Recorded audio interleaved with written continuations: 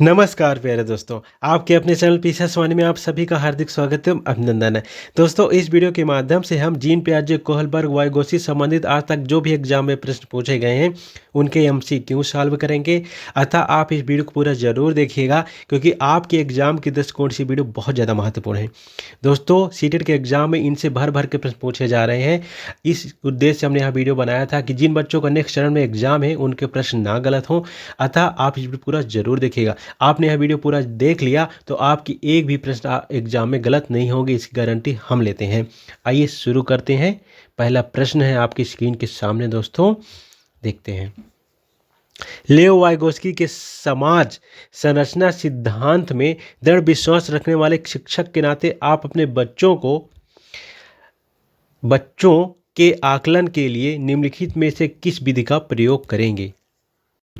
सामाजिक सांस्कृतिक, ठीक है, विकास का सिद्धांत इन्होंने दिया था दोस्तों। और इसमें इन्होंने 3 कारक प्रमुख माने थे बच्चे के विकास के लिए, बच्चे के संज्ञानात्मक विकास के लिए 3 कारक प्रमुख माने थे आपके। पहला समाज और दूसरा संस्कृति, ठीक है, और तीसरा आपकी भाषा। इन 3 कारकों को इन्होंने प्रमुख माना था। इन्होंने कहा था कि बच्चा जो है सामाजिक सांस्कृतिक अंतरक्रिया से चीज़ों को सीखता है, सामाजिक सांस्कृतिक अंतःक्रिया से चीज़ों को सीखता है, और भाषा उसमें महत्वपूर्ण रोल अदा करती है। ठीक, भाषा इनके जो संज्ञानात्मक विकास होता है बच्चे के, तो उसमें महत्वपूर्ण रोल अदा करती है। इन्होंने ऐसी बात बताई थी। और इसी सिद्धांत के अंतर्गत दोस्तों इन्होंने एक सिद्धांत दिया था जिसका नाम था जेडपीडी। क्या नाम था? ZPD, zone of proximal development. Zone of proximal development इसको कहा जाता है, यानी समीपस्थ, ठीक है ना,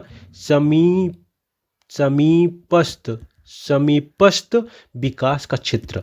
समीपस्थ विकास का क्षेत्र इन्होंने दिया था दोस्तों। इसमें एक बात कही थी कि अगर बच्चे की हेल्प कर दी जाती है, उसको सपोर्ट कर दिया जाता है, तो बच्चा आगे बढ़ता है। ठीक है, यानी हेल्प की बात कही गई थी। तो यही बात इसमें वह सहयोगी प्रोजेक्ट की बात होती है दोस्तों, कि बच्चे को अगर सहयोग दिया जाता है उसके बड़ों के द्वारा तो बच्चा आगे बढ़ता है। अब आपको समझाते हैं एक उदाहरण के द्वारा। जैसे कि हाँ, जो आपका समीपस्थ विकास का क्षेत्र होता है दोस्तों, इसमें जो वास्तविक विकास होता है बच्चे का, देखिए वास्तविक विकास, और एक होता है आपका संभावित विकास। वास्तविक विकास और संभावित बीच के अंतर जो होता है, वास्तविक विकास और संभावित विकास का जो अंतर होता है दोस्तों, वही होता है आपका जेडपीडी, यानी समीपस्थ, ठीक है, विकास का क्षेत्र। समीपस्थ विकास का क्षेत्र दोस्तों आपका होता है वास्तविक विकास और संभावित विकास के बीच का अंतर। अब देखिए हम आपको समझाते हैं एक उदाहरण के द्वारा। देखिए, जैसे कि बच्चे को अंक लाने हैं एग्जाम में, यानी 100, ठीक है, मार्क्स का कोई मतलब जो है पेपर है, जिसमें से बच्चा उस पेपर पर, ठीक है ना, सिर्फ जो है 50 मार्क्स ले पाता है, 50 मार्क्स ही ला पाता है। और उसको जो उसने सोच रखा था कि मुझे 80 इस बार लाने हैं अंक, ठीक, तो दोस्तों उसका जो संभावित विकास था वो 80 था, ठीक, और जो वास्तविक जो अभी फिलहाल ला रहा अंक वो वास्तविक हुआ, तो आपका ये 50 हो जाएगा। लेकिन इनके बीच जो पास मार्किंग है दोस्तों वो है आपकी 60। क्या है? 60। जो आपकी पास मार्किंग है यही है आपकी जेडपीडी। यानी दोस्तों अगर बच्चे की थोड़ी सी हेल्प सहायता कर दी जाए तो बच्चा यहाँ तक ये 60 मार्क्स तक पहुँच सकता है। ऐसी बात वाइगोत्स्की ने कही थी कि बच्चे को अगर हेल्प कर दी जाए तो यहाँ तक वो बच्चा आराम से पहुँच सकता है। मतलब समझ में आया ना कि इन दोनों के बीच, ये वास्तविक और जो है संभावित के दोनों के बीच जो है दोस्तों आपका 60 है, क्योंकि यही पास मार्किंग है। बच्चे को इतना ही लाना है, तो अगर हम हेल्प कर देंगे बच्चे को तो वो बच्चा वहाँ तक पहुँच जाएगा। तो यही आपका होता है संभावित विकास का क्षेत्र। आइए आगे, ये मतलब जेडपीडी। ओके, आगे बढ़ते हैं, आपने समझ लिया होगा। ओके, नेक्स्ट क्वेश्चन देखते हैं। आपकी स्क्रीन के सामने क्वेश्चन है दोस्तों, भाषा विकास के लिए सबसे संवेदनशील समय निम्नलिखित में से कौन सा होता है? जन्म पूर्व का समय, मध्य बचपन का समय, वयस्क अवस्था का समय, प्रारंभिक बचपन का समय। तो आपका ऑप्शन डी सही हो जाएगा।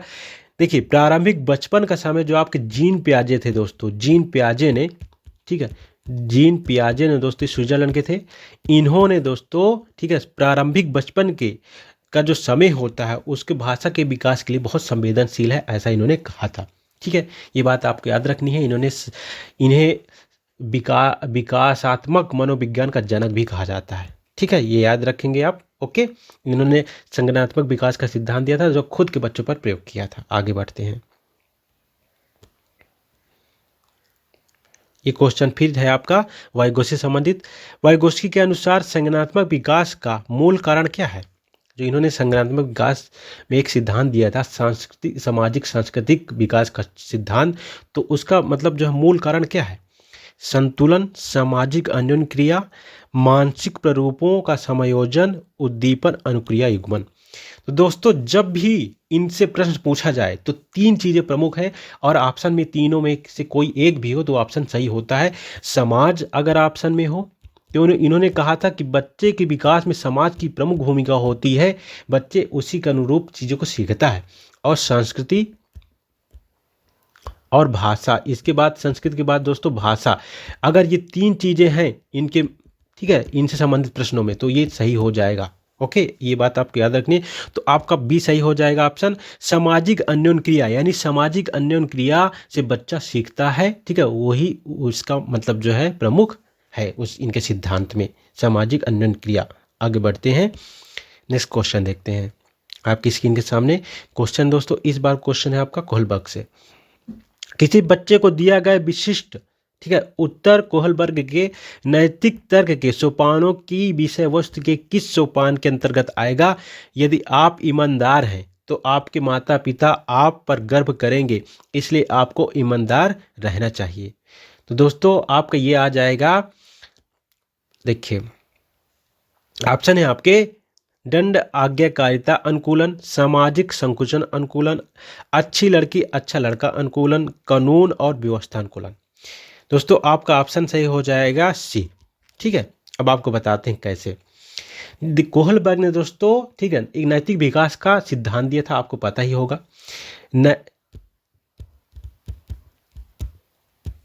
ठीक है, इन्होंने नैतिक विकास का सिद्धांत दिया था दोस्तों। इस सिद्धांत पर इन्होंने नैतिक विकास के सिद्धांत पर 3 चरण बताए थे। कितने चरण बताए थे? 3।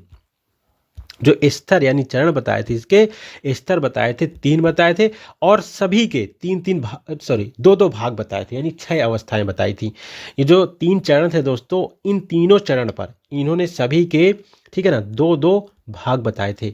अब आपको बताते हैं इनके जो चरण थे उनका नाम क्या है, आइए दिखाते हैं आपको, 1 मिनट। हाँ, पहला दोस्तों आपका है ये, इसको देखो आप, लौकिक, परंपरागत, रूढ़िवत, आप तीनों में से कोई नाम दे सकते हो। यानी लौकिक, परंपरागत, रूढ़िगत, ये सब एक ही चीज है। एक बात याद रखिएगा, तीनों का मतलब एक ही होता है। तो दोस्तों पूर्व लौकिक, पहला जो इनका सिद्धांत था पूर्व लौकिक अवस्था थी। ठीक है, जिस पर इन्होंने मतलब जो इसकी जो अवस्था, ये इसमें क्या होता है दोस्तों, पहले वाले सिद्धांत में इन्होंने बताया कि इसमें जो नैतिकता होती है वो शून्य होती है, यानी नैतिकता जो अनुपस्थित होती है, कभी कभी क्वेश्चन भी पूछा जाता है, तो आपके पहले ही सिद्धांत में इनके अनुपस्थित होती है, जो पहला चरण था। इसमें पहला जो अवस्था थी इनकी, पहली अवस्था दोस्तों थी आपकी इनकी मिनट, हाँ,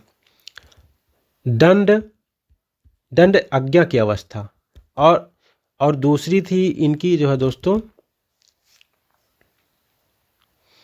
दूसरे का नाम है साधन, ठीक है ना, साधनात्मक सापेक्षता। ठीक, तो इस पर इन्होंने जो नैतिकता है वो शून्य बताया था। इसमें बच्चा सही गलत का निर्णय नहीं कर पाता, इस जैसे दूसरे के मानक होते हैं उसके अनुरूप वो जो है सही गलत का निर्णय करता है। जैसे इसमें पहला का ये मतलब जो है नैतिकता इसलिए दिखाता है क्योंकि उसको दंड का डर होता है, कि जैसे कि अगर पैर किसी को छूता है घर में तो मम्मी पापा का डर होता है इसलिए छूता है। तो ये सारी चीज़ें पहले अवस्था में होती हैं। इसके बाद जो इसकी इनकी दूसरा चरण था दोस्तों इनके विकास का, ठीक है, जो दूसरा चरण था नैतिकता के विकास का, उसका नाम था लौकिक अवस्था। पहले पूर्व लौकिक अवस्था, फिर दूसरी थी आपकी, ठीक है, पहले पूर्व लौकिक आप लिख लेते हैं, आपको याद रहेगा। पूर्व लौकिक जो आपकी दूसरी थी वो लौकिक अवस्था थी, यानी रूढ़िगत अवस्था जिसको कहते हैं। तो दूसरे पर इन्होंने जो दो मतलब अवस्थाएं बताई थी, इस पर इन्होंने कहा था कि जो बच्चा नैतिकता करता है, इसके अनुसार क्या होता है कि वो समाज के अनुसार, जैसे समाज में चीज़ें देखता है उसके अनुसार वो जो है चीज़ों को करता है, यानी नैतिकता दिखाता है समाज के मानकों के अनुसार। ठीक है, तो इसमें पहली जो अवस्था थी दोस्तों आपकी, उसका नाम था अच्छा लड़की बनने की उन्मुखता, अच्छा लड़का लड़की बनने की। तो पहले में गुड बॉय और गुड गर्ल की बात है इसमें, ठीक है, गुड बॉय और गुड गर्ल। और फिर दूसरी अवस्था थी जिसका नाम था दोस्तों कानून एवं व्यवस्था उन्मुखता। कानून यानी कानून का पालन करने की बात होती कि कानून जो चीज़ें बताता है उसको पालन करना चाहिए। तो दोस्तों जो आपका ये वाला है ना, गुड बॉय गुड गर्ल वाला, तो इस पर क्या होता है कि जैसे कि बच्चे को मतलब देखता है कि समाज में मुझे ये चीज़ करना, मुझे अच्छा बनने की उन्मुखता होती है बच्चे में। यानी मतलब जो है दूसरों को देखता है कि वो अच्छा है तो अच्छे मार्क्स लाने की कोशिश करता है कि अरे मुझे भी अच्छे मार्क्स लाने, मम्मी पापा की मतलब जो है को डर होता है एक तरह का उसमें, मतलब जो है उसको दिखाना होता है मम्मी पापा के सामने कि मैं अच्छा बहुत हूँ। तो मतलब इसमें ये चीज़ होती है, समाज को देखते हुए चीज़ें करता है। तो यही क्वेश्चन इसमें पूछा गया है कि आप जैसे यदि आप ईमानदार तो आपके मम्मी पापा आप पर गर्व करेंगे, इसलिए आपको ईमानदार रहना चाहिए।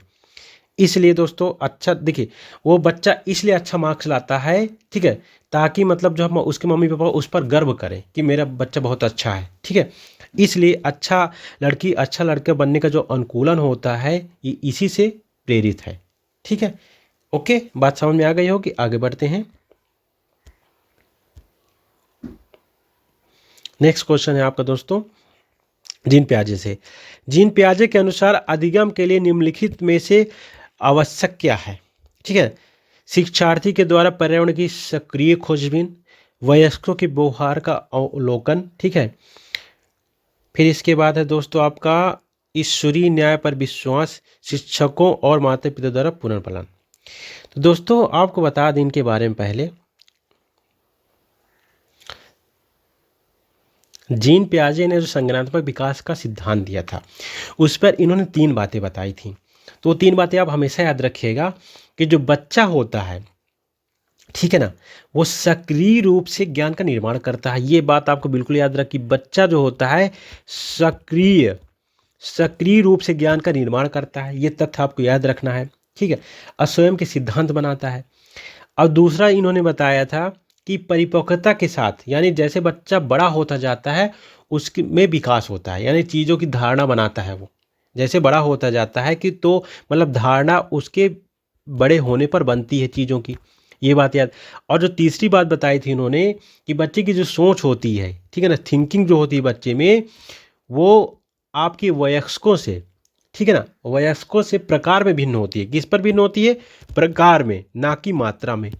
यानी सब के देखिए सोचने का तरीका अलग हो सकता है लेकिन बाकी दिमाग तो सब में सेम ही है। ठीक है, तो ये चीज़ें 3 चीज़ें आपको याद रखनी है। तो तीनों चीज़ें से स्पष्ट हो गया होगा कि आंसर क्या सही हो जाएगा कि शिक्षार्थियों द्वारा पर्यावरण की सक्रिय खोजबीन, यानी देखिए अधिगम के लिए दोस्तों सीखने के लिए सक्रिय खोजबीन की इन्होंने बात कही थी। इन्होंने एक सिद्धांत भी दिया था जिसका नाम था खोजबीन एवं निर्माण का सिद्धांत, खोज एवं निर्माण का सिद्धांत। इन्होंने एक सिद्धांत भी दिया था, आपको इसको भी अपने दिमाग में बैठा के रखना है दोस्तों कि इनका जो सिद्धांत था खोज एवं निर्माण का सिद्धांत। ठीक, ये आपको याद रखना है, ये भी एग्जाम में प्रश्न पूछा जाता है। ओके दोस्तों, आगे बढ़ते हैं।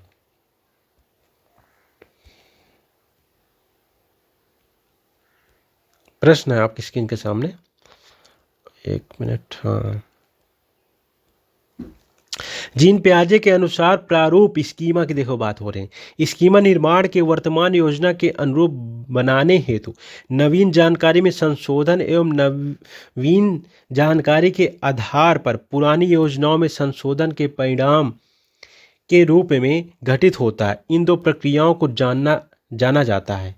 अब देखिए यहाँ पर देखिए स्कीमा निर्माण की बात हो रही है कि अगर आपको स्कीमा निर्माण करना है तो वर्तमान योजनाओं के अनुरूप बनाने हेतु नवीन जानकारी में संशोधन और नवीन जानकारी के आधार पर पुरानी योजनाओं में संशोधन, नवीन जानकारी के आधार पर पुरानी जो हम चीज़ें जानते हैं उस पर संशोधन के रूप में घटित होता है। ये क्या है? तो आपका ऑप्शन सही हो जाएगा दोस्तों, ये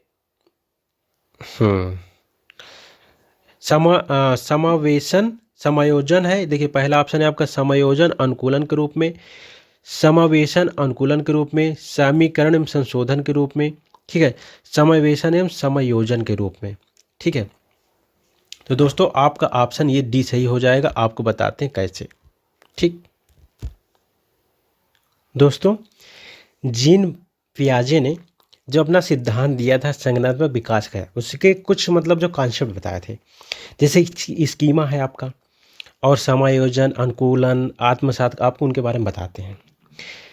दोस्तों जो इनका समायोजन है, ठीक है ना, समायोजन, इसका मतलब क्या होता है कि जो आपकी नवीन जानकारी है, नई जानकारी है, उसमें जो संशोधन हो जाता है, ठीक है, पूर्व ज्ञान में परिवर्तन करके, ठीक है, जो पूर्व ज्ञान है दोस्तों उसमें परिवर्तन करके, ठीक है, जब हम मतलब जो है वातावरण के साथ तालमेल बैठाते हैं तो आपको समायोजन हो जाता है। मतलब नई जानकारी में संशोधन ही समायोजन होता है। नई जानकारी में, ठीक है ना, संशोधन ही समायोजन होता है। अच्छा समावेशन क्या होता है?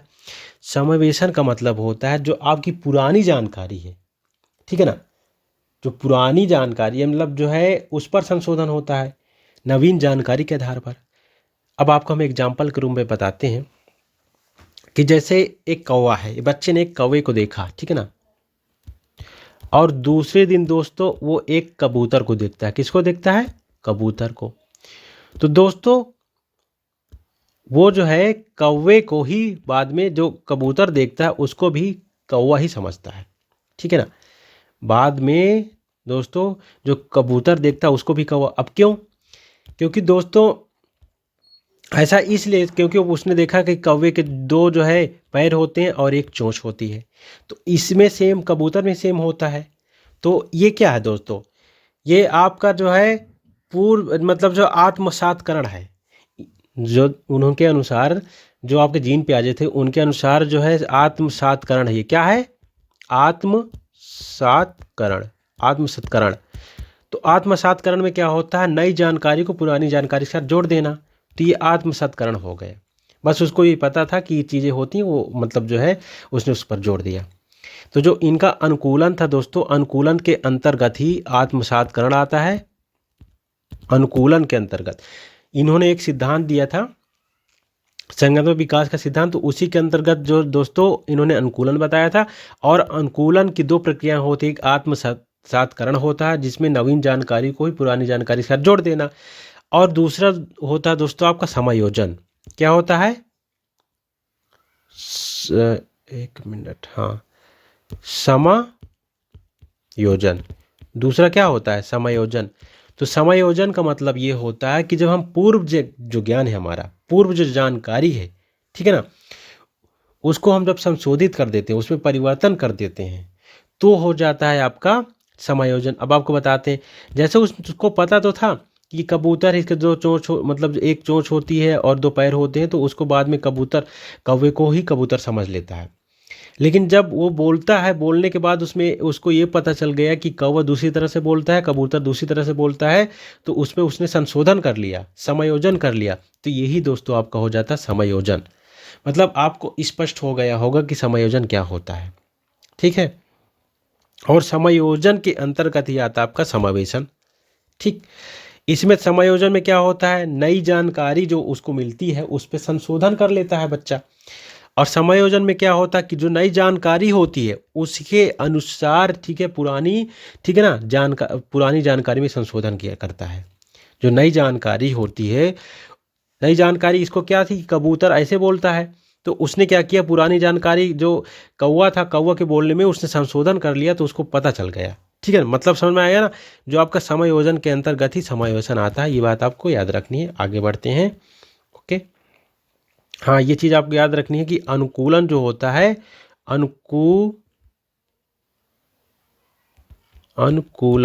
अनुकूलन दोस्तों आपका जो वातावरण के साथ हम जो अपने आप को ढाल लेते हैं वो अनुकूलन होता है। अनुकूलन के अंतर्गत ही दोनों चीज़ें आती थी, एक जो दोस्तों आपका आत्मसातकरण था, आत्मसातकरण और समायोजन। और आत्मसातकरण, समायोजन, ठीक है ना, ये स्कीमा के भाग हैं, आपको याद रखनी। स्कीमा इनकी जो होती है, स्कीमा का मतलब जो जानकारी हमें स्टोर है उस जानकारी के अनुसार हम कंसेप्ट बना लेते हैं, वो स्कीमा होती है। आगे बढ़ते हैं। हाँ हाँ, इसमें देखिए इस वीडियो में हम जो गार्डनर है ना, ठीक है, इनके बारे में भी जानेंगे, इनसे भी प्रश्न पूछे जाते हैं। तो हार्वर्ड गार्डनर दोस्तों, इन्होंने बहुबुद्धि का सिद्धांत दिया था। आपको पता है, इन्होंने बुद्धि के 8 रूप बताए थे, ठीक है ना। तो इसी बारे में पढ़ना है आपको। हर बच्चे को प्रत्येक विषय 8 भिन्न तरीकों से पढ़ाया जाना चाहिए ताकि सभी की बुद्धि विकसित हो, ठीक है। ऑप्शन है, दूसरा ऑप्शन है आपका, बुद्धि को केवल बुद्धि लब्धि परीक्षण से ही निर्धारित किया जा सकता है। इसके बाद आपका तीसरा ऑप्शन है, शिक्षक को चाहिए कि विषय वस्तु को वैकल्पिक विधियों से पढ़ाने के लिए बहु बुद्धियों को एक रूपरेखा की तरह ग्रहण करें। और लास्ट में आपका ऑप्शन है, क्षमता भाग्य और एक अवधि के भीतर नहीं बदली जा सकती, ठीक है। तो दोस्तों ये क्वेश्चन था, पहले आप क्वेश्चन दिखाते हैं हम आपको। हार्वर्ड गार्डनर का बहुबुद्धि सिद्धांत क्या सुझाता है, ये क्वेश्चन था, ठीक है। तो दोस्तों आपका आंसर सी सही हो जाएगा। इसमें आंसर आपका सी सही हो जाएगा। शिक्षार्थियों को चाहे कि विषय वस्तु का वैकल्पिक विधियों से पढ़ाने के लिए बहुबुद्धियों का एक रूपरेखा की तरह तैयार करें। मतलब इन्होंने कहा था कि देखिए, हर मतलब जो है व्यक्ति की बुद्धि की क्षमता अलग होती है। जैसे कि एक शिक्षक है तो उसमें एक अलग प्रकार की बुद्धि होगी, एक ड्राइवर उसमें अलग प्रकार की बुद्धि होगी। इन्होंने उसको अलग अलग चीज़ों के माध्यम से समझाया था, ठीक है ना। ओके, आगे बढ़ते हैं। क्वेश्चन है आपकी स्क्रीन के सामने। कोई 5 साल की लड़की एक टी शर्ट को, ठीक है, तह करते हुए अपने आप से बात करती है। लड़की द्वारा प्रदर्शित व्यवहार के संदर्भ निम्नलिखित में से कौन सा कथन सही है, ठीक है। आपके स्क्रीन के सामने ऑप्शन है। जीन पियाजे और वाइगोत्स्की इसकी व्याख्या बच्चे के विचारों को अहम केंद्रित, ठीक है, प्रबंध के रूप में करेंगे। जीन पियाजे इसे अहम केंद्रित भाषा कहेंगे और वाइगोत्स्की, ठीक है, इसकी व्याख्या बच्चे के द्वारा निज भाषा अपनी क्रिया को नियमित करने के रूप में करेंगे, ठीक है। आगे आपका ऑप्शन है दोस्तों, जीन पियाजे इसकी व्याख्या सामाजिक अन्योन क्रिया के रूप में करेंगे और वाइगोत्स्की इसे खोजबीन मानेंगे। ऑप्शन लास्ट है आपका दोस्तों, जीन पियाजे और वाइगोत्स्की इसकी व्याख्या बच्चे के द्वारा अपनी माँ के अनुकरण के रूप में करेंगे। तो दोस्तों आपका जो ऑप्शन सही हो जाएगा, आपको बताते हैं, ये निज भाषा, ये आपका बी ऑप्शन सही हो जाएगा। ये देखिए, जो जीन पियाजे इसे अहम केंद्रित भाषा कहेंगे, अब जो वाइगोत्स्की हैं इसके जो है निज भाषा कहेंगे, ठीक। देखिए, जो पियाजे थे और वाइगोत्स्की, इनकी मतलब जो धारणाएं थी अलग अलग थी, चीज़ों को अलग अलग तरीके से मानते थे, ठीक है। जैसे आपको बताते हैं कि जो जैसे निज भाषा वाइगोत्स्की ने क्या बताया था, इस पर इन्होंने बताया था कि जब बच्चा अपने भाषा के द्वारा निर्देशित कार्य करता है, अपनी ही भाषा से निर्देशित करके कुछ कार्य करता है, तो वो निज भाषा होती है उसकी। यानी जैसे स्वयं से बोलना, जैसे मतलब जो काम करते करते, अरे क्या करना, हमको कहीं जाना है, ये वो, अब आपस में कुछ लोग बात करते रहते हैं स्वयं से, मतलब तो वो आपकी निज भाषा, इन्होंने इसको वाइगोत्स्की ने इसको निज भाषा कहा। आंतरिक भाषा भी इन्होंने कहा था, क्या कहा था, आंतरिक एवं निज भाषा का नाम दिया था वाइगोत्स्की ने इसका।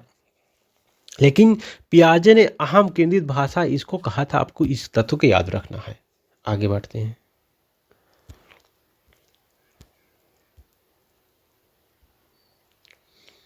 जो क्वेश्चन है आपका, हाँ ये, हाँ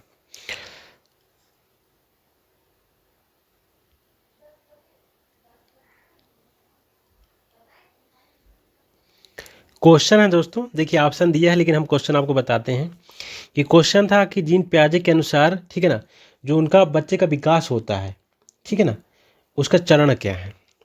जीन पियाजे के अनुसार दोस्तों, ठीक है, बच्चे के विकास के चरण क्या है। तो पहला है आपका ऑप्शन, विकास गुणात्मक चरणों से होता है। बच्चे अपनी दुनिया के बारे में ज्ञान निर्माण और उपयोग करते हैं। निरंतर अभ्यास से अधिगम होता है, ठीक है। और लास्ट में जो आपका ऑप्शन था, बच्चे अपने पर्यावरण पर क्रिया करते हैं, ठीक। तो दोस्तों जो ऑप्शन आपका ये डी गलत था, ठीक है ना। इसमें पूछा गया था कि जीन पियाजे के अनुसार कौन सा गलत है, तो आपका सी गलत हो जाएगा। क्यों? क्योंकि जो निरंतर अभ्यास से अधिगम होता है, निरंतर अभ्यास प्रयास एवं त्रुटि का सिद्धांत किसने दिया था? थॉर्नडाइक ने दिया था। किसने दिया था? थॉर्नडाइक। ठीक, तो दोस्तों ये प्रयास एवं भूल यानी त्रुटि का सिद्धांत इन्होंने दिया था, थॉर्नडाइक ने। तो ये नहीं होगा। बाकी और इनके जीन पियाजे के अनुसार सब सही हैं।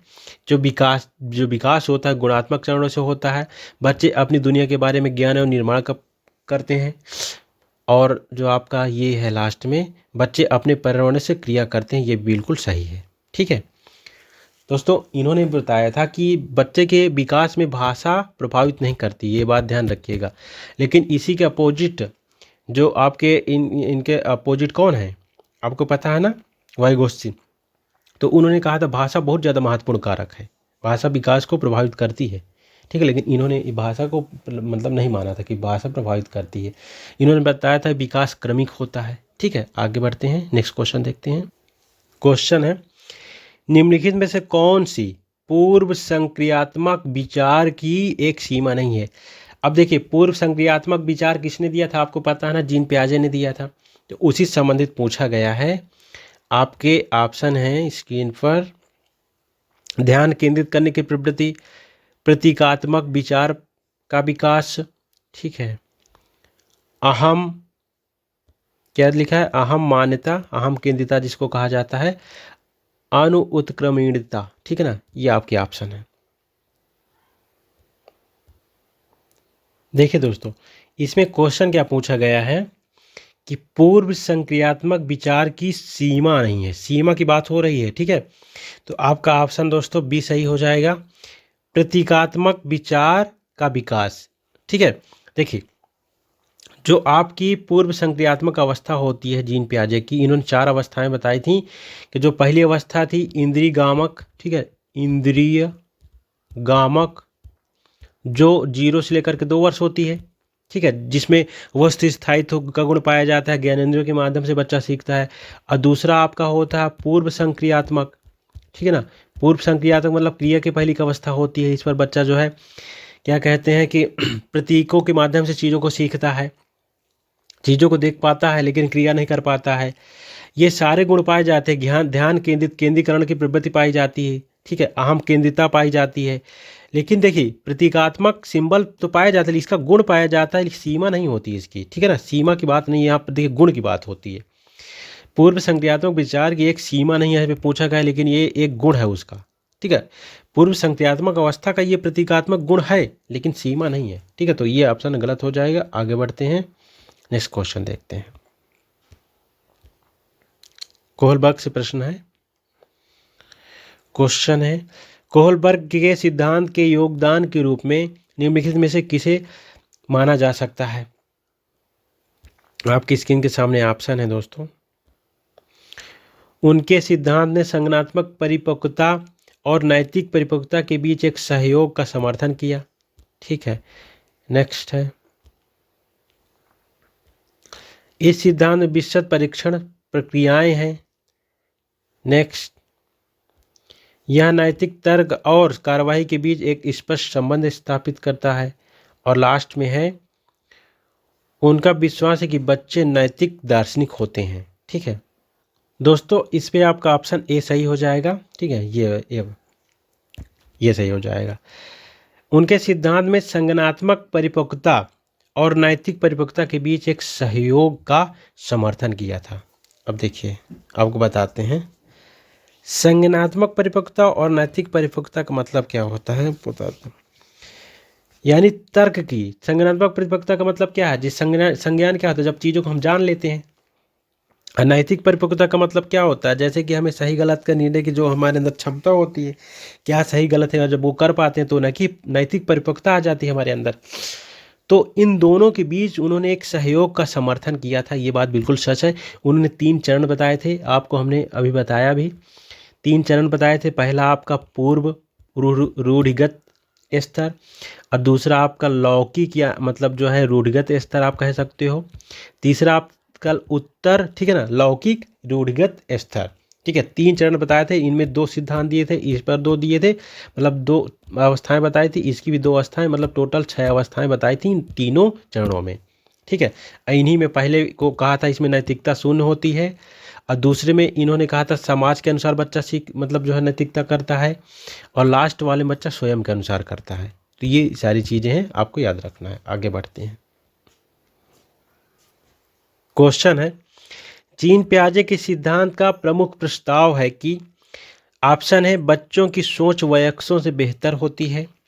ठीक है, बी ऑप्शन है आपका बच्चों की सोच मात्रात्मक रूप से वयस्कों से भिन्न होती है, और सी ऑप्शन है बच्चों की सोच गुणात्मक रूप से वयस्कों से भिन्न होती है, और लास्ट ऑप्शन है आपका बच्चों की सोच वयस्कों से निम्न होती है। दोस्तों इसमें आपका ऑप्शन सही हो जाएगा सी।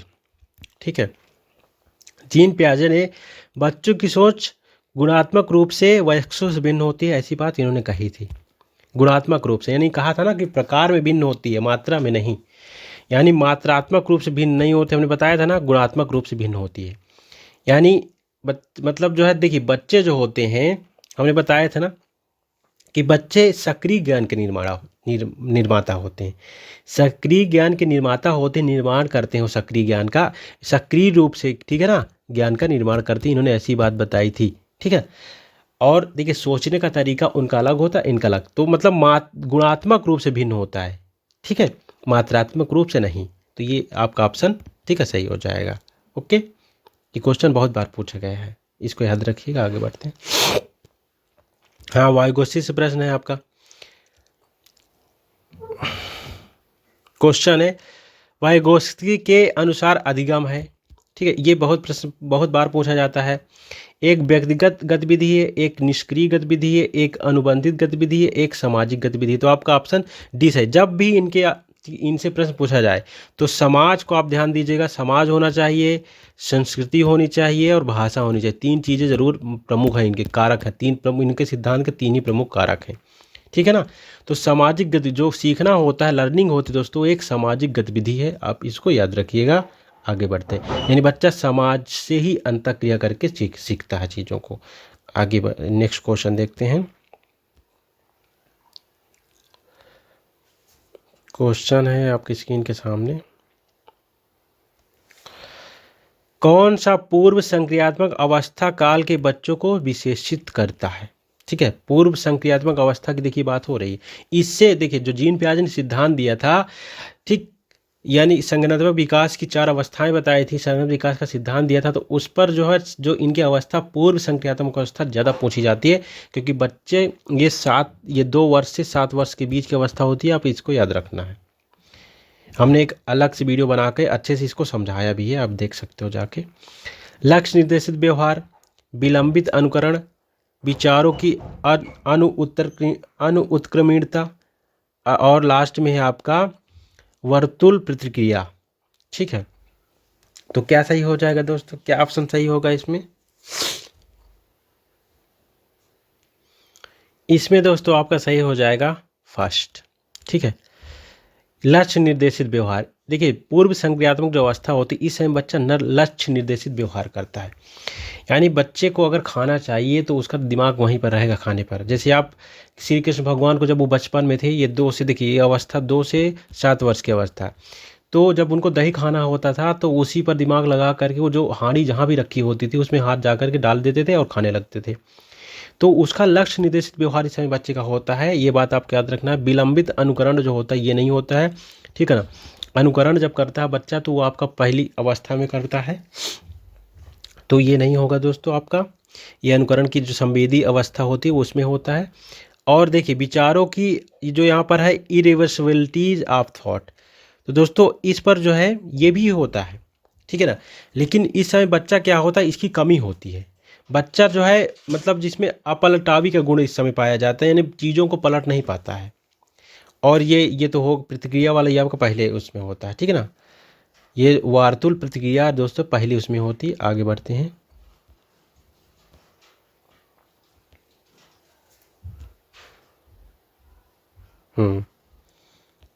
क्वेश्चन है जीन पियाजे के अनुसार जीन पियाजे के अनुसार बच्चे बच्चे क्या हैं? ऑप्शन है आपका पहला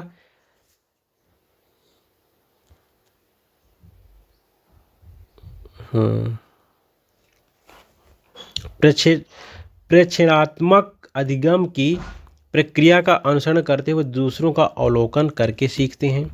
ठीक है, फिर इसके बाद है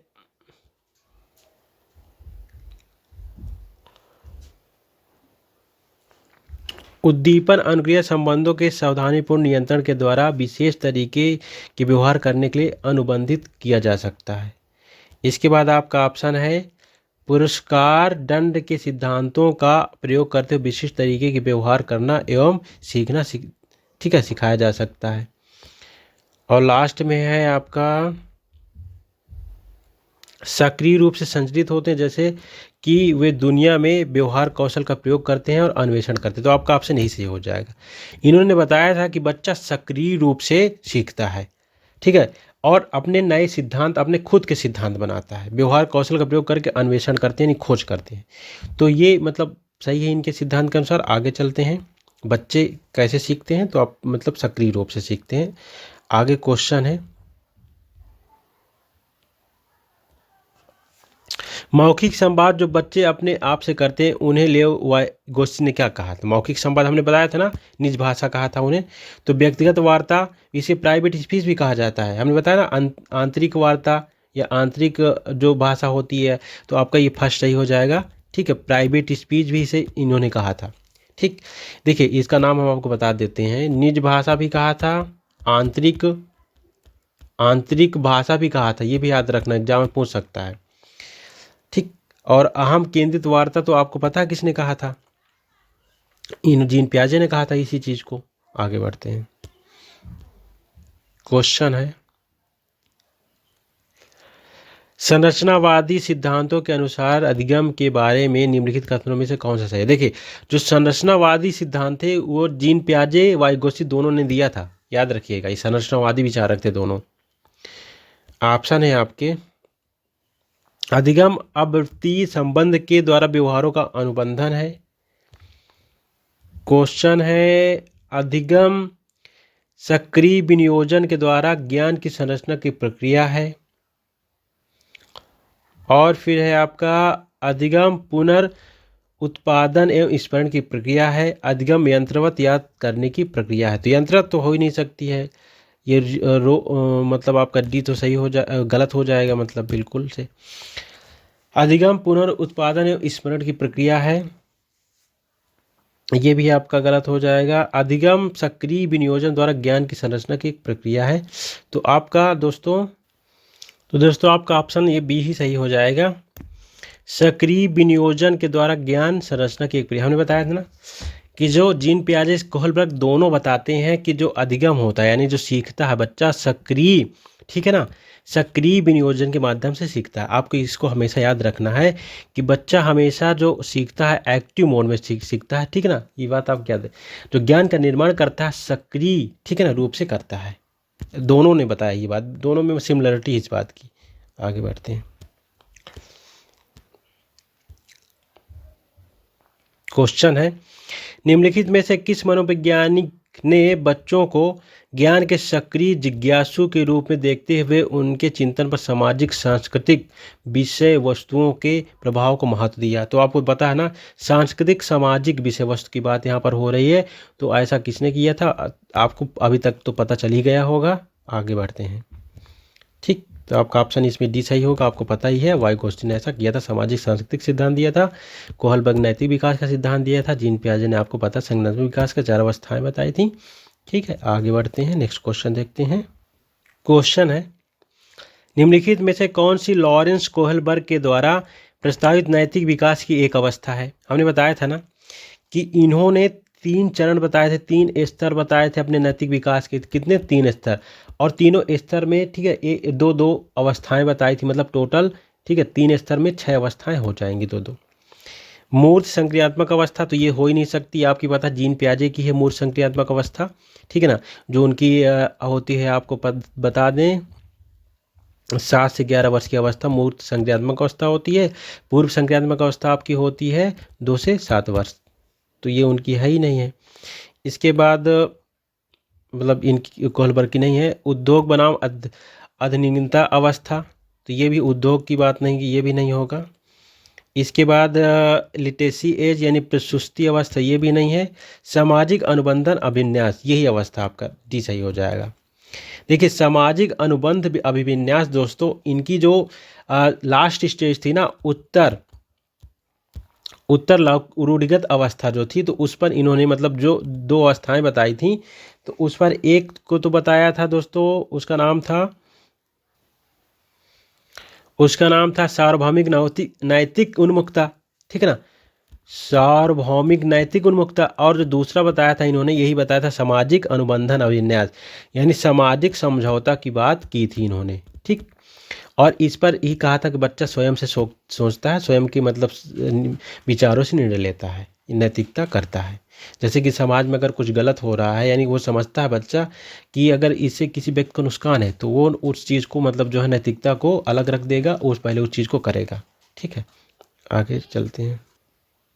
क्वेश्चन है, निम्नलिखित व्यवहारों में से कौन सा जीन प्याजे के प्रस्तावित मूर्त संक्रियात्मक अवस्था को विशेषित करता है, यानी जो मूर्त संक्रियात्मक अवस्था संबंधित है। देखिए जो यूपी टेट में प्रश्न पूछे जाते हैं वो तथ्यात्मक पूछे जाते हैं, डायरेक्ट पूछ लिया जाता है कि मूर्त संक्रियात्मक अवस्था की मतलब एज क्या है, तो उसकी एज आपको बता दें कि इसकी जो एज होती है 7 वर्ष से 11 वर्ष के बीच होती है, ठीक है। लेकिन जो है इसमें जो सीटेट में जो क्वेश्चन कॉन्सेप्ट बेस पूछे जाते हैं कि इसके अंदर क्या है, ये मतलब क्या है इसका, ठीक है ना। जो मूर्त संज्ञात्मक अवस्था है दोस्तों, तो इस पर क्या करता है बच्चा, चिंतन प्रारंभ कर देता है, लेकिन मूर्त रूप से। मूर्त का मतलब क्या होता है, जो हमारे सामने चीज़ें दिखती हैं, बच्चा चीज़ों को देख लेता है, समझ लेता है और उनके बारे में सोचने भी लगता है, लेकिन पूर्व संज्ञात्मक अवस्था में ऐसा नहीं कर पाता था, ठीक है ना। तो आपको देखिए इसमें से स्पष्ट हो जाएगा कौन सा है कौन सा नहीं। आपके सामने ऑप्शन है अस्थायी अनुकरण पदार्थ स्थायित्व, तो ये आपका नहीं है। पदार्थ स्थायित्व जो होता है दोस्तों आपका, ठीक है, स्थायी वस्तु स्थायित्व का गुण आपकी पहली अवस्था में पाया जाता है। जो इंद्रिय गामक अवस्था होती है, पेशी गामक अवस्था होती है, पहली अवस्था 0 से लेकर 2 वर्ष, तो इसमें पहले में ये पाया जाता है ये गुण। अस्थगनित अनुकरण होता है उसमें। इसके बाद दूसरा है प्रतीकात्मक खेल विचारों की अनुत्क्रमणिता, तो दोस्तों ये आपकी पूर्व संक्रियात्मक अवस्था का गुण है, ठीक है।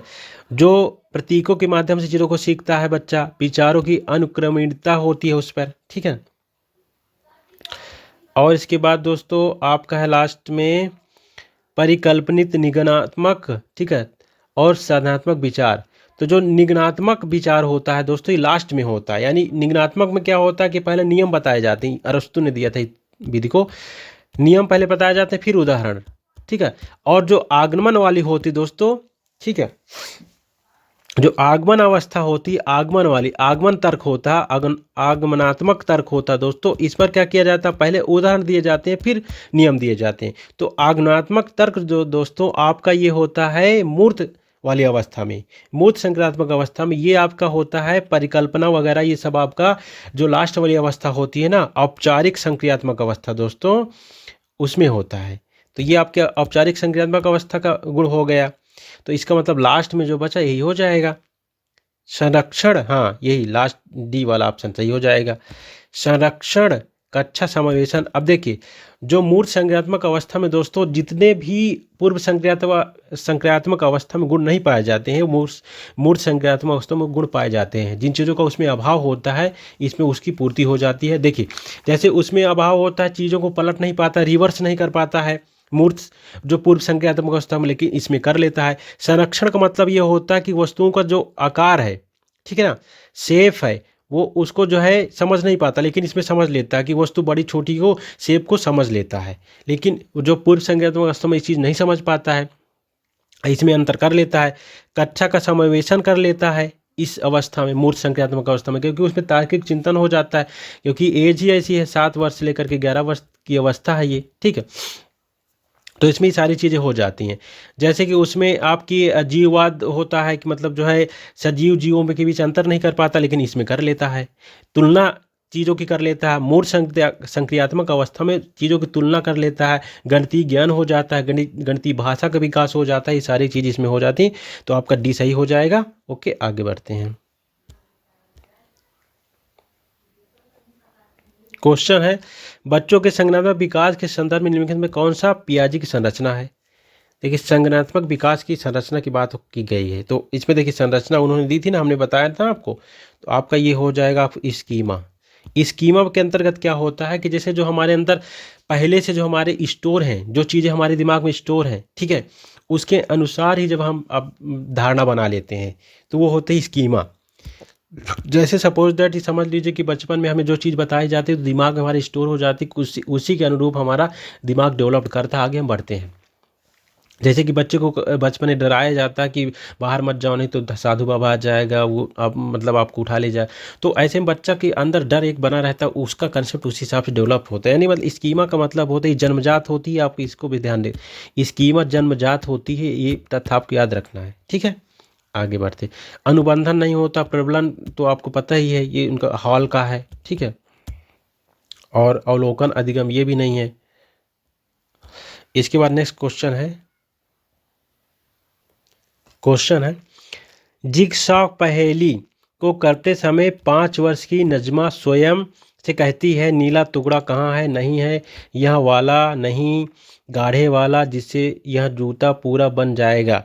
इस प्रकार की वार्ता को वाइगोस्की ने संबोधित। देखिए, इसको हमने कई बार कहा कि स्वयं से जब बात करता है तो उनकी अवस्था का नाम, जो उनकी भाषा होती है, वार्ता होती है, व्यक्तिगत वार्ता का नाम दिया जाता है या निज भाषा का नाम दिया जाता है। ये इनका ये हो जाएगा आपका सी सही, व्यक्तिगत वार्ता।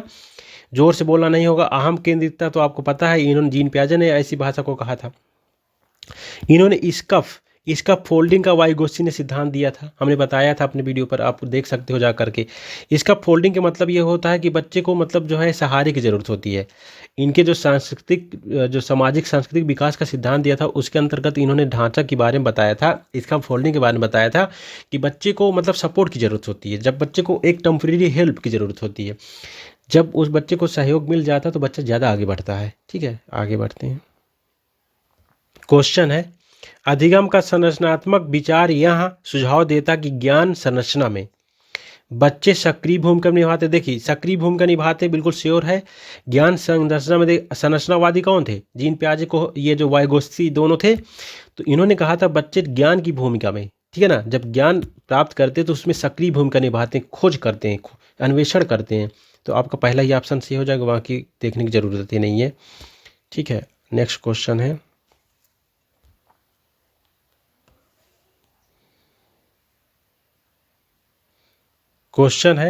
एक कार के दौरान सायना स्वयं से बात कर रही है कि वह कार किस प्रकार प्रगति कर सकती है। लेव वाइगोस्की के भाषा चिंतन सोच के बारे में दिए गए विचार के अनुसार यह व्यक्तिगत वार्ता क्या दर्शाता है? जो व्यक्तिगत वार्ता उन्होंने बताया था, इसमें क्या दर्शाता है इन्होंने ऐसी? तो दोस्तों, आपका ऑप्शन है आत्मकेंद्रिता, मनोवैज्ञानिकता, ठीक है ना, संज्ञानात्मक अपरिपक्वता, स्वयं नियमन, ठीक है ना। तो क्या दर्शाता, देखिए ये भी क्वेश्चन पूछ लिया। तो दोस्तों, इसमें ऑप्शन आपका डी सही हो जाएगा। इसका मतलब है स्वनियमन, सेल्फ रेगुलेशन, ठीक है ना। जब वो स्वयं से बात करती है तो स्वनियमन करती है। ओके, आगे बढ़ते हैं। क्वेश्चन है, जन्म से किशोरावस्था तक बच्चों में विकास किस क्रम में होता है? अब देखिए, ये मतलब जो जीन पियाजे की अवस्थाओं की बात हो रही है, आपने अगर उसको पढ़ा होगा अच्छे से तो आप तुरंत कर लोगे, इसकी गारंटी हम लेते हैं। अभी देखिए, हमने बताया भी है, मूर्त अमूर्त संवेदी, अमूर्त मूर्त संवेदी, संवेदी मूर्त अमूर्त, अमूर्त संवेदी मूर्त। तो आपका देखिए ऑप्शन हो जाएगा सही सी।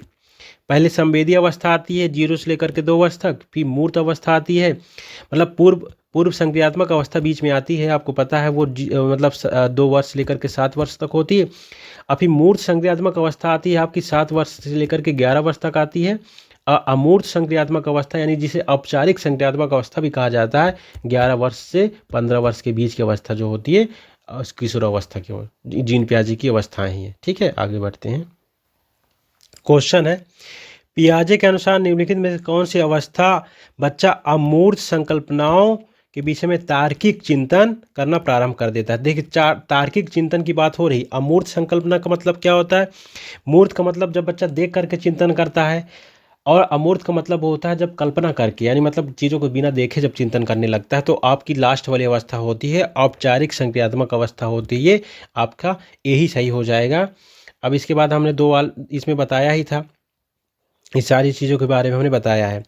जो संवेदी प्रेरक अवस्था होती है दोस्तों आपकी जीन पियाजे की, उस पर वस्तु स्थायित्व आ जाता है, यानी इंद्रियों के माध्यम से बच्चा सीखता है। और जो पूर्व संक्रियात्मक अवस्था होगी, ये मतलब क्रिया के पहले की अवस्था की चीज़ों को देख लेगा, ठीक है ना, समझ लेगा, लेकिन मतलब उसमें क्रिया नहीं कर पाएगा। चीज़ों को देख सकता है, समझ सकता है, लेकिन क्रिया नहीं कर पाता है उसमें बच्चा, ठीक है ना।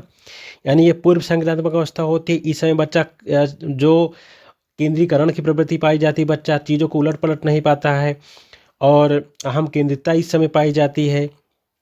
जीव को जो निर्जीव उसको सजीव समझने लगता है, और प्रतीकों के माध्यम से जो को सीखता है। तो ये मतलब पूर्व संक्रियात्मक अवस्था का गुण है। अमूर्त संक्रियात्मक अवस्था में क्या होता है दोस्तों? इस समय बच्चा जो है चीज़ों को देख लेता है और उस पर चिंतन भी करने लगता है, लेकिन कैसा चिंतन होता है? वो मूर्त चिंतन, ठीक है। मूर्त मतलब चीज़ों को देख करके चिंतन। आज्ञानात्मक तर्कना पाई जाती है, उदाहरण दे करके तर्क किया जाता है, तुलना कर लेता है चीज़ों को, गणितीय ज्ञान हो जाता है, गणितीय चीज़ों को समझ लेता है, नोटे समझ लेता है, भार और छोटा बड़ा ये सब इनमें अंतर कर लेता है, ठीक है। तो इस मतलब अवस्था में ये चीज़ आपको याद रखना है। आगे बढ़ते हैं।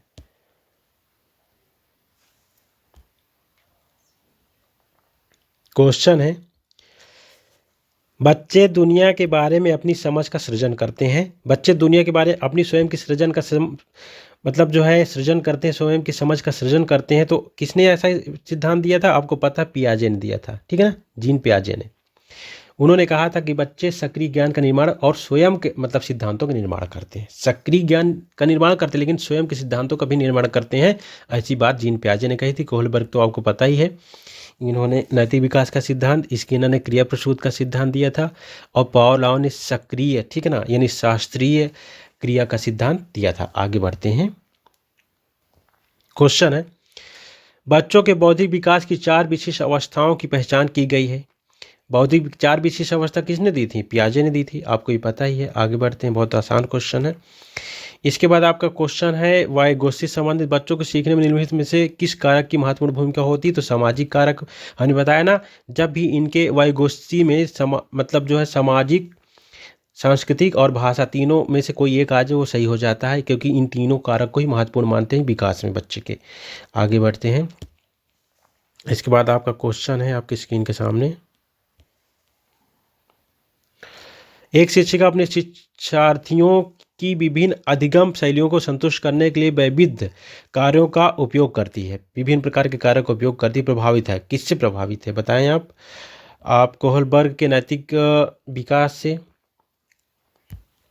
गार्डनर के बहुबुद्धि के विकास से, वाइगोत्स्की के सामाजिक सांस्कृतिक से, इनसे तो होगी नहीं, ठीक है। पियाजे के संज्ञानात्मक विकास से। जब बहुबुद्धि की बात होती है दोस्तों, तो आपका गार्डनर का सिद्धांत सही हो जाएगा। देखिए इसमें दिया क्या है, यानी वैविध्य कार्यों की बात करती है, तो आपका ये गार्डनर ही, इन्होंने बहुबुद्धि का सिद्धांत दिया था ना, ये सही हो जाएगा। अब आगे देखते हैं। क्वेश्चन है,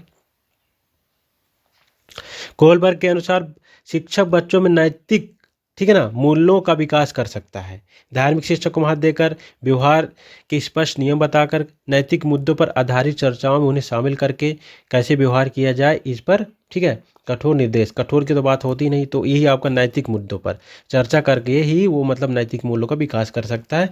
इन्होंने 3 चरण दिए थे, हमने बताया है, ठीक है। आगे बढ़ते हैं। 3 चरण में 2-2 अवस्थाएं, यानी 6 अवस्थाएं। क्वेश्चन है, पियाजे के संज्ञानात्मक विकास के चरणों के अनुसार इंद्रिय गामक यानी संवेदी प्रेरक अवस्था किससे संबंधित है? ठीक है, अब देखिए ऑप्शन है, जो 0 से लेकर 2 वर्ष तक होती है अवस्था की बात हो रही। अनुकरण, स्मृति, मानसिक निरूपण, तो ये तार्किक रूप से समस्या समाधान की योग्यता, ये आपका तो गलत हो जाएगी। औपचारिक संक्रियात्मक अवस्था का गुण है ये, यानी जो 11 वर्ष के बाद की अवस्था होती है अमूर्त वाली। विकल्पों के निर्वचन और विश्लेषण करने की योग्यता, तो ये भी आपका गलत हो जाएगा। सामाजिक मुद्दों से सरोकार, ये भी आपका औपचारिक गुण है। तो कौन सा बचा आपका? विकल्पों के निर्वाचन और विश्लेषण करने की, तो विश्लेषण भी नहीं कर पाएगा, ये भी आपका औपचारिक यानी पहला वाला अनुकरण होता है ना बच्चा, स्मृति मानसिक निरूपण होता है, बच्चा इस समय अनुकरण चीज़ों को देखता है और उसके अनुसार ही मतलब चीज़ों पर व्यवहार करता है, यानी इंद्रियों के माध्यम से बच्चा समझता है। तो पहला हो जाएगा ऑप्शन सही। वस्तु स्थायित्व का गुण आ जाता है इस समय। फिर इसके बाद वाइगोत्स्की के सिद्धांत के निहितार्थ क्या है? प्रत्येक बच्चे को, ठीक है, व्यक्तिगत रूप से दत्त कर देना चाहिए। प्रारंभिक व्याख्या के बाद कठिन सवालों को हल करने में बच्चों की सहायता करना चाहिए। बच्चे उन बच्चों की संगत में श्रेष्ठ रूप से सीख सकते हैं जिनका बुद्धि लब्धक से कम होता है, सहयोगात्मक समस्या का समाधान करके। तो देखिए वाइगोत्स्की ने क्या कहा था? सहयोग करने की बात कही थी ना। इन्होंने तो अपने जेडपीडी का सिद्धांत दिया था। तो जेडपीडी में सहयोग की बात करते हैं, इसका फोल्डिंग में सहयोग की बात करते हैं, टेम्पररी हेल्प की बात करते हैं। तो आपका ऑप्शन ये सही हो जाएगा कि बच्चों को अगर सहयोग कर दो तो बच्चा ज़्यादा आगे बढ़ जाता है, उसका विकास होता है। ठीक है, यानी गाइडेंस की ज़रूरत होती है बच्चे के विकास के लिए। इसके बाद पियाजे का विश्वास था कि सामाजिक अनुदेशन से सीखना होता है और गणित का एक शिक्षक पियाजे के सिद्धांत में विश्वास करते हुए सामूहिक परियोजना और सामूहिक परिचर्चा का प्रयोग करेगा, विभेदिक अनुदेशन का प्रयोग करेगा, चाक टॉक पद्धति का प्रयोग करेगा, कक्षा में बहुत सारे हस्तचारिकों का प्रयोग करेगा। तो दोस्तों इसमें देखिए पियाजे की बात हो रही है, पियाजे के सिद्धांत की बात हो रही है, सामाजिक अनुदेशन से सीखना होता है, गणित का एक शिक्षक पियाजे के सिद्धांत में। तो आपका पहला ऑप्शन सही हो जाएगा दोस्तों, सामूहिक परियोजना सामूहिक परिचर्चा का प्रयोग करना। आगे बढ़ते हैं।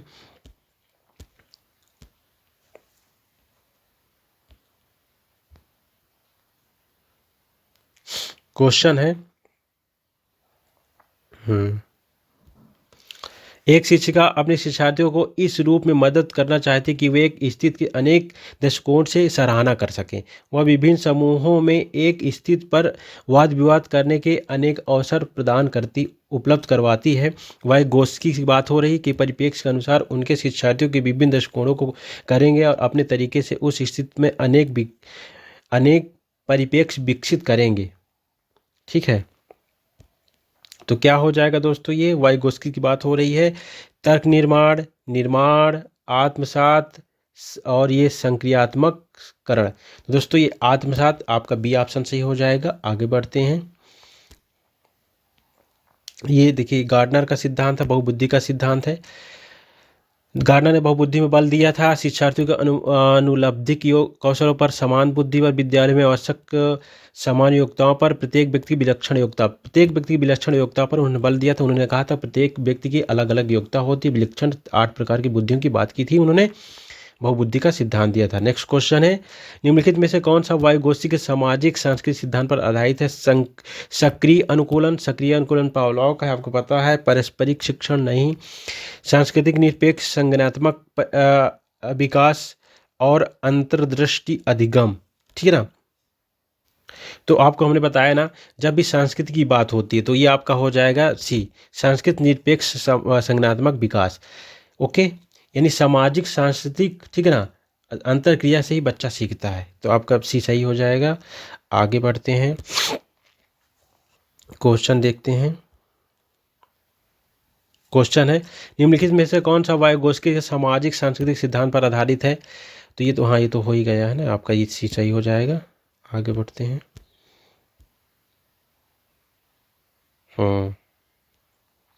क्वेश्चन है, एक शिक्षिका अपनी कक्षा में कहती है कि सभी प्रकार के प्रदत्त कार्य का निर्माण इस प्रकार किया जाए कि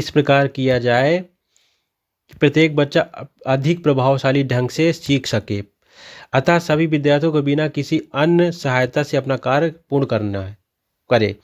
कोहलबर्ग के इस नैतिक विकास के चरण को, मतलब बच्चा अपने से मतलब कार्य को पूर्ण करना है किसी की सहायता के बिना। तो ये आपका हो जाएगा दोस्तों औपचारिक चरण कानून व्यवस्था, औपचारिक चरण 5 सामाजिक संविदा, औपचारिक चरण 1 दंड परिवर्धन, औपचारिक चरण 2 वैयक्तिक विनियम। तो दोस्तों आपका ये हो जाएगा ए। ठीक है ना। यानी कानून व्यवस्था की चरण की बात हो रही है यहाँ पर। देखिए हमने बताया था वाइगोस्की ने मतलब जो है 3 चरण दिए थे, सभी के 4-4 2-2 अवस्थाएं बताई थी। तो शुरू से देखेंगे अगर, तो पहली अवस्था दंड की अवस्था, दूसरी अवस्था आपकी साधनात्मक सापेक्षता की अवस्था, तीसरी अवस्था होती है अच्छा बालक और जो है अच्छा लड़का बनने की अवस्था, अच्छा लड़की अच्छा लड़की, और जो चौथी अवस्था होती है इनकी कानून व्यवस्था बनने की अवस्था, और जो पांचवी व्यवस्था होती है दोस्तों इस सामाजिक संविदा की अवस्था होती है, जो छठी अवस्था होती है सार्वभौमिक, ठीक है ना, सापेक्षता की अवस्था। तो इस तरह से इन्होंने अवस्थाएं दी थी। आगे बढ़ते हैं। हाँ देखिए बहुबुद्धि के सिद्धांत की गार्डनर की बात हो रही। बहुबुद्धि सिद्धांत संबंधित नहीं है या शोधारित नहीं है, विभिन्न बुद्धियों पर विभिन्न विद्यार्थियों के लिए विभिन्न पद्धतियों की मांग करती है। ठीक है, विद्यार्थी प्राय एक समय में ही प्रदर्शित विद्यार्थी क्या लिखा है, प्रतिभाशाली विद्यार्थी प्राय एक क्षेत्र में ही अपनी विशिष्ट प्रतिभा का प्रदर्शन करते हैं, इसका कोई अनुभवात्मक आधार नहीं है। दोस्तों ये विभिन्न बुद्धियों को विभिन्न विद्यार्थियों के लिए विभिन्न पद्धतियों की मांग करती है, तो ये आपका ऑप्शन गलत हो जाएगा बी। ठीक है आगे देखते हैं। क्वेश्चन है एक वर्ष तक के शिशु आँख कान नाक हाथ से सोचते हैं। ठीक है, निम्नलिखित में से कौन सा स्तर है, तो आपको पता है दोस्तों इंद्रिय गामा के स्तर। हमने बताया ना कि जब इंद्रियों के माध्यम से बच्चा सीखता है, यानी इंद्रियां उसकी मतलब जो है ज्ञान इंद्रियां 5 होती है, आँख कान नाक, ठीक है ना, हाथ स्किन, इनसे जब सीखता है तो इंद्रिय गामा का अवस्था होती है। अपूर्व संक्रियात्मक अवस्था क्रिया की पहली का अवस्था, इसमें बच्चा खेलों के माध्यम से सीखता है, यानी मतलब जो है खेल की अवस्था भी इसे कहा जाता है, यानी प्रतीकों का प्रयोग कर लेता है। अमूर्त संक्रियात्मक में बच्चा काफ़ी मतलब जैसे तुलना कर लेता है चीज़ों पर, ये गणितीय विकास होता है, भाषा का विकास, संप्रेषण का भी विकास हो जाता है इस समय। ठीक है, सजीव निर्जीव चीज़ों पर अंतर समझ लेता है, मुद्राओं का अंतर समझ लेता है। मूर्त संक्रियात्मक अवस्था में चीज़ें क्या होती हैं, हाँ ये मूर्त संक्रियात्मक अवस्था की बात हो रही थी। अमूर्त संक्रियात्मक में बच्चा परिकल्पना कर लेता है, वैज्ञानिक चिंतन कर लेता है। ठीक है ना, अब ये आपकी होता है। ठीक है ना, ये सारी बातें हो गई ना। पूर्व संक्रियात्मक में ये बातें हो गई। अमूर्त संक्रियात्मक में इस समय बच्चा अंतर कर लेता है चीज़ों पर गणित वगैरह में, और पूर्व संक्रियात्मक में ये। ओके, आप समझ लीजिएगा मूर्त संक्रियात्मक क्या होता है, पूर्व। मूर्त संक्रियात्मक में अभी एक बार फिर से आपको समझा देते हैं, शायद आपको समझ में आया हो। मूर्त संक्रियात्मक में क्या होता है कि बच्चा चीज़ों का मतलब जो है इस समय अंतर समझ लेता है हर चीज़ के बारे में। गणित का विकास हो जाता है, भाषा का विकास हो जाता है बच्चे में, मुद्राओं का विकास कर लेता है। अमूर्त वैज्ञानिक ये औपचारिक संक्रियात्मक अवस्था है, ये वैज्ञानिक चिंतन की अवस्था है। इस समय 11 वर्ष से ऊपर होती है, 11 वर्ष से 15 वर्ष के बीच की अवस्था होती है। परिकल्पना कर लेता है बच्चा, अमूर्त चिंतन कर लेता है। ठीक है, और इसमें मूर्त चिंतन कर पाता है। आगे बढ़ते हैं।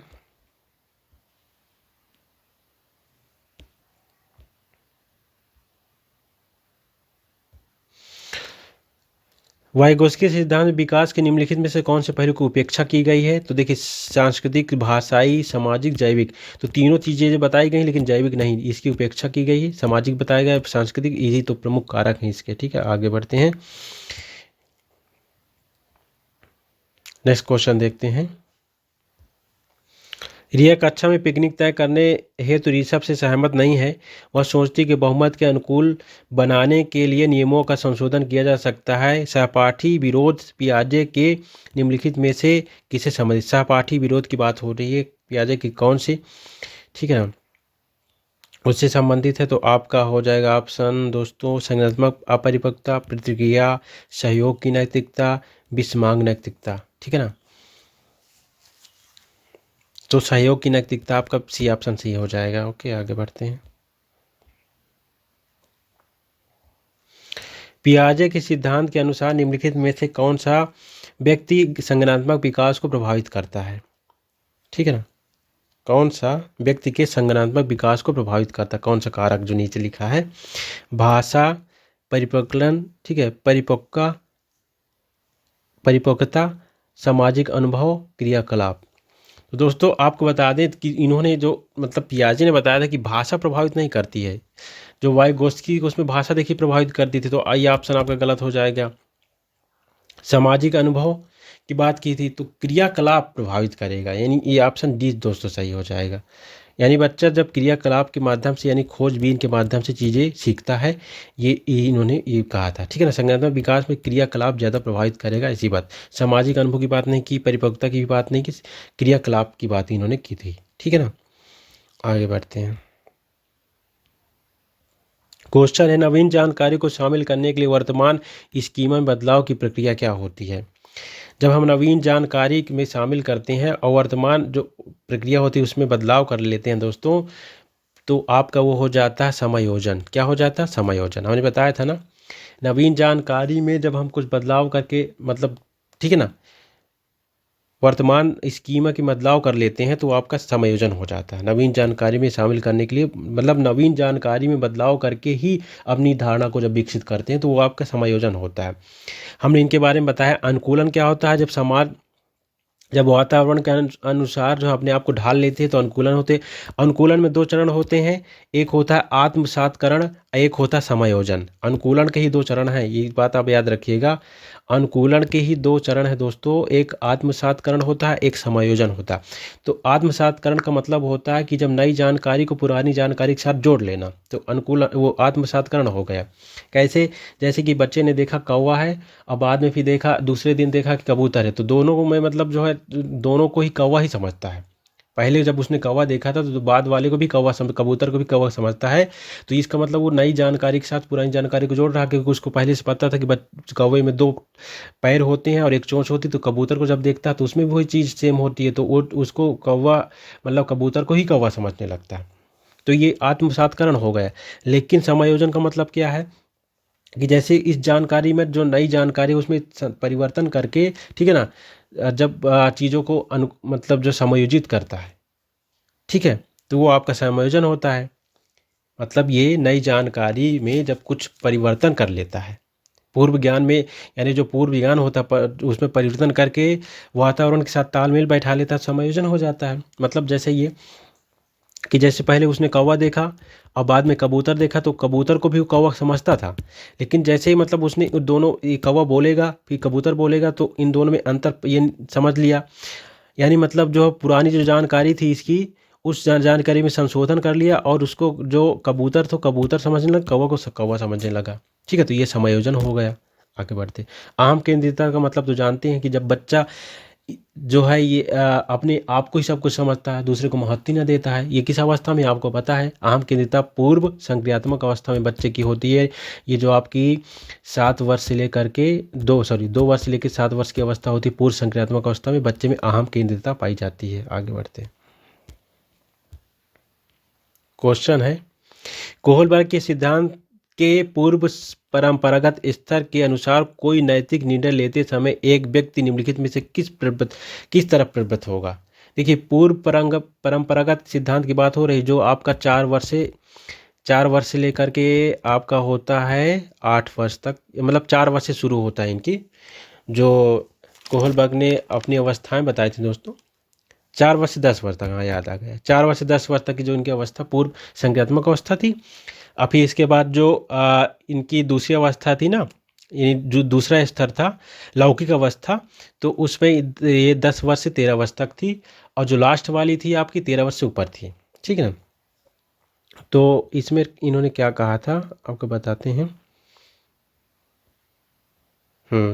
ऑप्शन है, अंतर्निहित संभावित दंड, व्यक्तिगत आवश्यकताएं एवं इच्छाएं, व्यक्तिगत मूल्य, ठीक है, और लास्ट में पारिवारिक अपेक्षाएं। तो इसमें देखिए पहली अवस्था में दोस्तों इन्होंने 2 अवस्थाएं बताई थी। पहले स्तर में इन्होंने 2 अवस्थाएं बताई थी, एक आज्ञा और दंड उन्मुक्ता की अवस्था बताई थी, और दूसरी बताई थी साधन सापेक्षता। तो दोस्तों जो मतलब अंतर्निहित दंड की बात होती है, तो पहला ये सही हो जाएगा। यानी कोई व्यक्ति नैतिक निर्णय इसलिए लेता है, ठीक है, क्योंकि उसको डर होता है। ये देखिए लिखा ना, कोई नैतिक निर्णय लेते समय एक व्यक्ति निम्नलिखित में से किस तरह प्रवृत्त होता है, तो अंतर्निहित संभावित दंड की उसमें। ठीक है, तो ऑप्शन ए सही हो जाएगा। आगे बढ़ते हैं।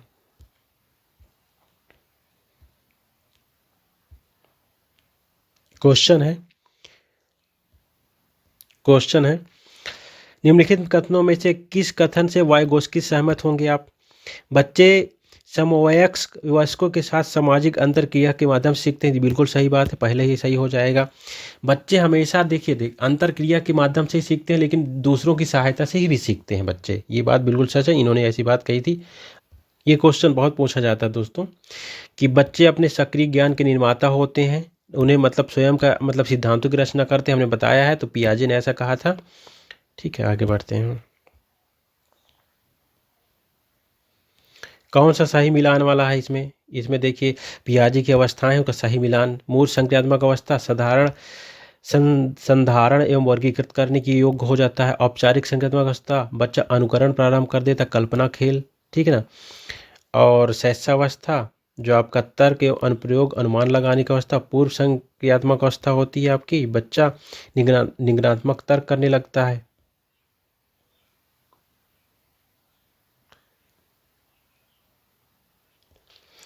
दोस्तों आपका ऑप्शन सही हो जाएगा इसमें फर्स्ट, ठीक है। देखिए मूल संक्रियात्मक बच्चा क्या होता है, मूल संक्रियात्मक अवस्था में चीज़ों का वर्गीकरण कर लेता है, संधारण भी कर लेता है, यानी शेप हो और जो उसका मतलब साइज होता है उसमें अंतर भी कर लेता है। मूल संक्रियात्मक अवस्था में बच्चा चीज़ों को देख करके उसमें कल्पना भी चिंतन भी कर लेता है, यानी इस समय बच्चा मूर्त चिंतन करता है। कैसा चिंतन? मूर्त, यानी चीज़ों को देख करके उनमें चिंतन प्रारंभ कर देता है, ठीक है। ये आपकी अवस्था आपको बता दें 7 वर्ष से 11 वर्ष की अवस्था होती है। इस समय बच्चा ठीक इस समय बच्चा जैसे कि चीज़ों में तुलना प्रारंभ कर देता है, गणितीय भाषा का विकास हो जाता है, उसमें चीज़ों को समझने लगता है, जैसे कि मतलब जो तुलना कर लेगा और जो मुद्रा है वो पहचानने लगता है, और लंबाई ऊंचाई इन सब चीज़ों को समझने लगता है कि कौन लंबा है, कौन छोटा है, कौन बड़ा, ये सारी चीज़ें इस समय समझने लगता है। और औपचारिक संक्रियात्मक अवस्था ये सबसे लास्ट वाली अवस्था है, आपको पता है, जो सर्वोच्च अवस्था जिसको कहा गया है। इस समय बच्चा वैज्ञानिक चिंतन करता है, यानी ये आपकी 11 वर्ष से लेकर के ये 15 वर्ष के बीच की अवस्था। इस समय बच्चा, इसे अमूर्त संक्रियात्मक अवस्था भी कहा जाता है, क्योंकि बच्चा अमूर्त चिंतन करना है, यानी तार्किक चिंतन प्रारंभ कर देता है बच्चा इसी समय। वैज्ञानिक चिंतन भी करता है, परिकल्पना करता है, तो अनुकरण आपका नहीं करता इस समय, वो शुरुआत में करता है, पहली वाली अवस्था जो होती है। शैशवावस्था ये आपको पता है शैशवावस्था क्या होती है, 0 से लेकर के ये 5 या 6 तक कुछ लोग मानते हैं, या कुछ लोग 2 मानते हैं, तो 5 या 6 तक। तो इस समय बच्चा भी ये अनुमान तर्क नहीं लगा पाता है। अब ये देखिए पूर्व संक्रियात्मक में निगमनात्मक तर्क नहीं कर पाता है। पूर्व संक्रियात्मक अवस्था में बच्चा जो है चीज़ों को देख लेता है, लेकिन उस पर तर्क नहीं कर पाता है। निगमनात्मक तर्क आपका ये लास्ट वाली अवस्था में करता है, औपचारिक संक्रियात्मक अवस्था में। और अज्ञानात्मक तर्क आपका करता है दोस्तों मूर्त संक्रियात्मक अवस्था में। अज्ञानात्मक तर्क मतलब पहले उदाहरण दिए जाते हैं, और निगमनात्मक पहले नियम बताए जाते हैं। तो ये जो निगमनात्मक तर्क होता है ये आपका मूर्त संक्रियात्मक अवस्था में करता है। आपको ये बात याद रखना है। ओके, आगे बढ़ते हैं। क्वेश्चन है कि पियाजे के अनुसार बच्चों का चिंतन वयस्कों से भिन्न होता है बजाय। देखिए हमने बताया था जो वयस्कों से बच्चों का चिंतन भिन्न होता है वो प्रकार और मात्रा में भिन्न होता है, ठीक है ना। बाकी जो है मतलब प्रकार में भिन्न होता है, मात्रा में नहीं। तो ये बजाय मात्रा की, यहाँ मात्रा होगी और यहाँ प्रकार होगा, यानी मतलब जो गुणात्मक चिंतन होता है बच्चों में, ठीक है ना, मात्रात्मक नहीं। यानी जो वयस्कों से भिन्न होता है वो प्रकार में भिन्न होता है, मात्रा में नहीं, ठीक है। आगे कोहलबर्ग ने प्रस्तुत किया, तो नैतिक विकास का सिद्धांत इन्होंने दिया था, आपको पता है। नैतिक विकास के चरण बताए थे, 3 चरण बताए थे, उनकी सबकी 2-2 अवस्थाएं बताई थी, टोटल 6 अवस्थाएं बताई थी, ठीक है। आगे क्वेश्चन है बच्चों के भाषाई विकास में समाज की महत्वपूर्ण भूमिका होती। ये ऐसी किसने बात कही थी कि बच्चों के भाषाई विकास में समाज की महत्वपूर्ण भूमिका होती? वाइगोत्स्की ने कहा था। इन्होंने जो अपना सिद्धांत दिया था सामाजिक सांस्कृतिक विकास का सिद्धांत, उसमें भाषा को बहुत महत्वपूर्ण माना था, लेकिन जीन पियाजे ने भाषा को महत्व नहीं दिया था, ठीक है। ये बात आप याद रखिएगा, ठीक दोस्तों। ये इनसे संबंधित प्रश्न थे आपके, जीन पियाजे, कोहलबर्ग, वाइगोत्स्की से संबंधित, और जो गार्डनर थे उनसे संबंधित भी प्रश्न थे इसमें। दोस्तों इससे कोई भी प्रश्न अलग नहीं आएगा, हमने सारी चीज़ें जो भी इनसे एग्जाम में पूछी जाती सब कुछ बता दिया है। आपने यह वीडियो देख लिया अच्छे से तो कोई भी आपका प्रश्न छूटेगा नहीं, ठीक है। Thanks for watching this video. इसी तरह के महत्वपूर्ण वीडियो पाने के लिए आप हमारे चैनल को सब्सक्राइब जरूर कर लीजिएगा।